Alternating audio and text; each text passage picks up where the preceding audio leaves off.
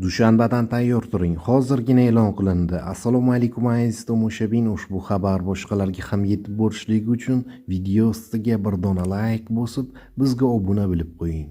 O'zgidromet 16 fevral dushanba kuni uchun ob-havo prognozini e'lon qildi. Unga ko'ra, Toshkent shahrida havo o'zgaruvchan bo'ladi, yomg'ir yog'ishi mumkin, shamol sharqdan 3-8 metr sekund tezlikda esadi. Harorat kechasi 9-11 daraja iliq, kunduzi 17-19 daraja iliq bo'ladi. Qoraqalpog'iston Respublikasi va Xorazm viloyatida havo o'zgaruvchan bo'ladi, yog'ingarchilik kutilmaydi. Shamol sharqdan 7-12 metr sekund tezlikda esadi.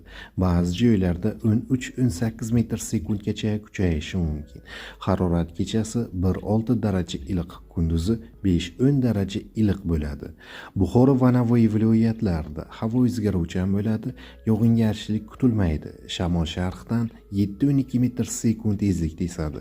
Ba'zi joylarda 13-18 metr sekundgacha kuchayishi mumkin. Harorat kechasi 5-10 daraja iliq, kunduzi 12-17 daraja iliq bo'ladi. Toshkent, Sirdaryo, Jizzax va Samarqand viloyatlarida havo o'zgaruvchan bo'ladi. Ba'zi joylarda yomg'ir yog'ishi mumkin. Shamol sharqdan 7-12 metr sekund tezlikda esadi. Ba'zi joylarda 13-18 metr sekundgacha kuchayishi mumkin.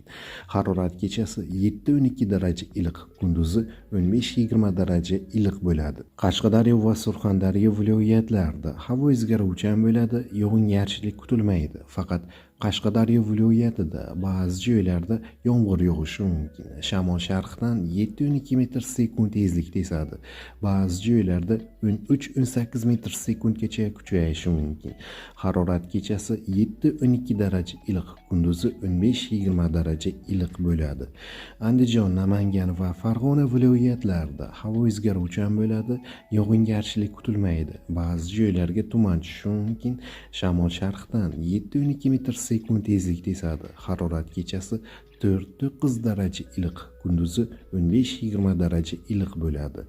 Respublikaning tog' oldi va tog'li hududlarida havo o'zgaruvchan bo'ladi.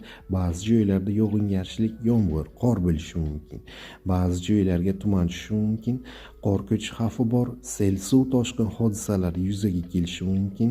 Shamol sharqdan 7-12 metr sekund tezlikda esadi. Harorat kechasi 2 daraja sovuq, 3 daraja iliq, kunduzi 5-10 daraja iliq bo'ladi, deyiladi O'zgidrometning xabarida.